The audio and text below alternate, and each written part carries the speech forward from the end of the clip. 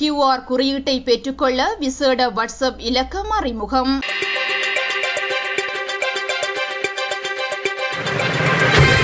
தேசிய எரிபொருள் அனுமதி பத்திரம் அல்லது QR குறியீட்டை பெற்றுக்கொள்வதற்கான பதிவுகளுக்கு ஒத்துழைப்பு வழங்கும் வகையில் டிஜிட்டல் பொருளாதார அமைச்சு விசேட வாட்ஸ்அப் இலக்கம் ஒன்றை அறிமுகப்படுத்தியுள்ளது.